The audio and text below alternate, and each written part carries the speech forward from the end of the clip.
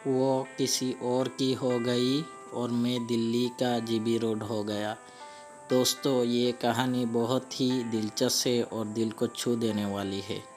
आप पूरा सुनिए, ज़रूर अच्छा लगेगा। दोस्तों, बात 2010 की 3 मार्च का है। अविनाश अपने मम्मी पापा के साथ मथुरा में पारंपरिक दर्शन के लिए गए थे। उनके साथ उनके कुछ रिश्तेदार भी गए थे। 3 दिन की पारंपरिक दर्शन ख़त्म होने के बाद सब लोग अपने अपने घर की ओर रवाना हो गए। अविनाश भी अपने घर की ओर अपनी फैमिली के साथ रवाना हो गए। अविनाश को घर पहुँचते पहुँचते रात हो गया था। घर पहुँचने के बाद उनकी पापा ने उन्हें आहिस्ते से कहा कि देखो, हम तुम्हें एक बात बता देते हैं कि तुम्हारा रिश्ता तय हो गया है। हालांकि हम बताना नहीं चाहते थे, पर सिर्फ इसलिए बता रहे हैं कि तुम कई गलत काम कभी ना करो और कोई गलत फैसला कभी ना उठाओ। मेरे लिए ये सारी बातें एक मजाक के अलावा कुछ भी नहीं था। दिन बीतते गए और 5 मार्च का मेरी ज़िंदगी का सबसे काला दिन आ गया था। पापा सुबह उठे और तकरीबन 7 बजे सुबह ऑफिस के लिए चले गए। अक्सर पापा का फ़ोन 9 बजे तक आ जाता था, लेकिन आज नहीं आया। मम्मी बार बार मुझसे कह रही थी कि कल से तुम्हारी बोर्ड के पेपर है, तैयारी करो। लेकिन अचानक एक वृद्ध व्यक्ति मेरे घर के पास आए और नॉक करके बुलाया। मम्मी दरवाजे पर पहुंची तो पता चला कि पापा का एक्सीडेंट हो गया है और उन्हें हॉस्पिटल में एडमिट कराया गया है। तूफान सा आया है उस वक्त। अनन फनन में मैं और मम्मी पास में ही रह रहे मामा और मौसी जी तुरंत अस्पताल पहुँचे। यहाँ पर पापा इमरजेंसी वार्ड में थे। चेहरा सूजा हुआ था, नीला पड़ चुका था और फिर उन्हें आईसीयू में शिफ्ट किया गया। ऑक्सीजन मास्क भी लगाया गया था।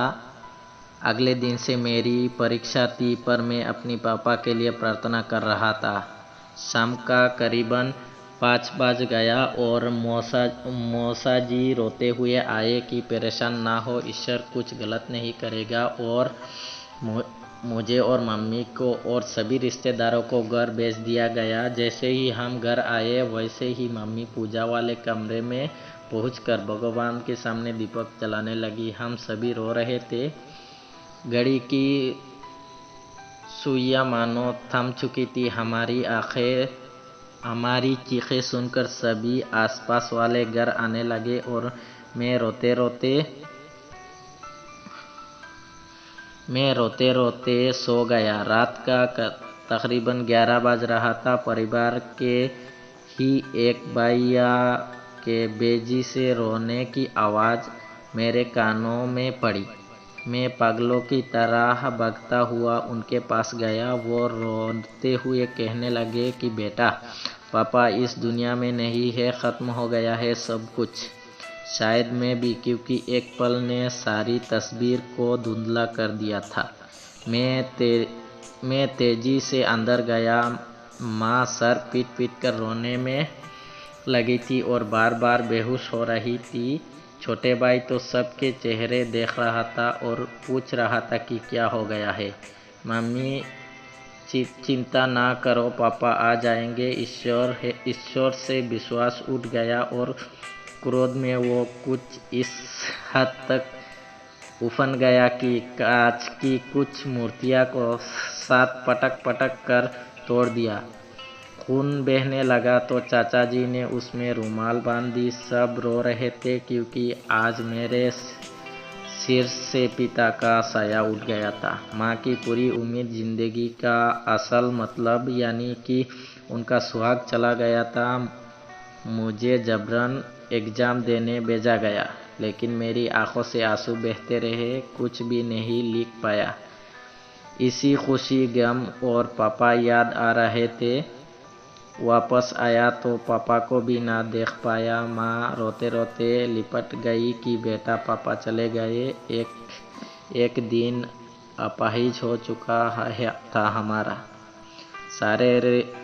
सारे रिश्तों की हकीकत से पर्दा उठने लगा था। एक दिन अचानक अननोन नंबर से घर के लैंडलाइन पर फ़ोन आया। मैंने फ़ोन रिसीव किया तो किसी लड़की की आवाज़ थी। मैंने बात की तो पता चला कि ये उसी लड़की की बड़ी बहन है जिसके साथ मेरा रिश्ता तय किया गया था।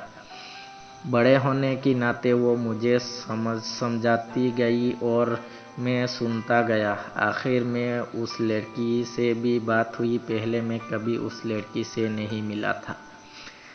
पापा की मौत को 3 महीने गुजर चुके थे और मान्यता काल्पनिक नाम जिस लड़की से शादी की बात हुई थी मुझे अक्सर समझाया करती थी कि जब तुम ही बड़े हो, तुम ही को घर संभालना है। पर क्या वाकई मैं इतना बड़ा था? लेकिन मैं खुद को उम्र में बड़ा मानकर घर के सारे कामों को निपटाने के लिए आगे आने लगा। माँ को भी समझाने और छोटे भाई को भी ये भरोसा दिलाने की मैं हूँ, पर मैं कितना अकेला था शायद नहीं जानता। फ़र्क देखकर इस लड़की की तरफ झुकाव बढ़ता गया और प्यार में तब्दील हो गया। उसने मुझे बताया कि वो सब जानती है कि उसके साथ मेरी शादी की बात बगैर मेरे पापा और उसकी मम्मी ने की है, जिस तरह से मैं जानता था। फिर मिलने की कोशिश दोनों तरफ से होने लगी और एक दिन मुलाकात हो गई। पहली मुलाकात, फिर दूसरी, फिर तीसरी, फिर चौथी और फिर चलती रही। दिसंबर में मिलना परिवार की शख्स की वजह से नहीं हो पाया था। मैं अपनी बाइक उठाकर उससे मिलने पहुंच गया, लेकिन किसी कारण से तुरंत वापस लौटना था तो तेजी से आता हुआ रास्ते में मेरा एक्सीडेंट हो गया। दोनों पैरों को नुकसान हुआ और ऑपरेशन किया गया। उस बीच मुझे देखने के लिए मान्यता तो नहीं बल्कि उनकी मम्मी जरूर आई।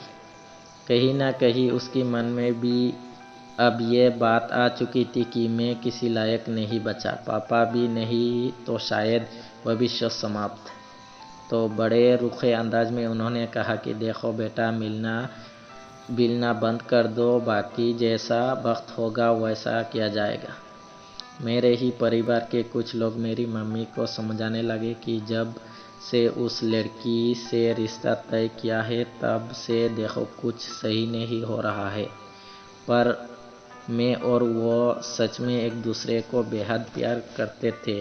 ना जाने क्या मेरी मम्मी ने मान्यता को कह दिया कि उसका फ़ोन आना बंद हो गया। दोनों पैरों का ऑपरेशन हुआ था तो चल नहीं सकता था। मैं किसी से जाकर इस बात की वजह पूछूं। लगभग हर घंटे उसे फ़ोन किया करता था, लेकिन फ़ोन स्विच ऑफ सुनता था। अक्सर रोता उसकी मम्मी की नंबर पर फ़ोन लगा था, लेकिन जैसे ही उसका मम्मी फ़ोन रिसीव करती थी तो तुरंत काट देता था। मेरे पैर फिर से सही हो गए और मैं एक दफ़े फिर से उससे मिलने जा पहुंचा, लेकिन नहीं मिल पाया और वापस आ गया। हर पल फ़ोन लगाता कि एक बार उसकी आवाज़ सुन लूँ। शायद नाकाम कोशिश थी मेरी। हम जवान हो रहे थे, हमारा प्यार और गहरा हो रहा था। 1 साल बीत गया और मेरी बात नहीं हुई, ना ही मिल पाया। पर अचानक एक दिन मैंने उसकी मम्मी के नंबर पर फिर से कॉल की और उसने रिसीव किया। बहुत कुछ था मेरे दिल में कहने को, आंसुओं की वजह से चुप हो गया। उसने मुझे बताया कि किस तरह से उसकी माँ और चाचा ने उसकी मेरी वजह से पिटाई की। सवाल उठने लगे कि पापा नहीं रहे, मेरा एक्सीडेंट हो गया और इतना बदल गए वायदे। फिर से हम छिप छिप कर मिलने लगे, लेकिन अब उसके बर्ताव में कुछ अलगपन लगा मुझे। प्यार तो था, लेकिन इसे निभाने का वादा खोखला नजर आया। वो ना जाने क्यों मुझसे दूर होती चली गई और उसकी शादी हो गई और हम आपसे इश्क को किसी दूसरे के साथ फेरे लेते ना देख पाए और हम भी कुछ वक्त बाद जीबी रोड हो गए। खूब तमाशा बना, बदनामी की टोल पीटे गए, जिसकी गूंज आज भी मेरी जहन में है।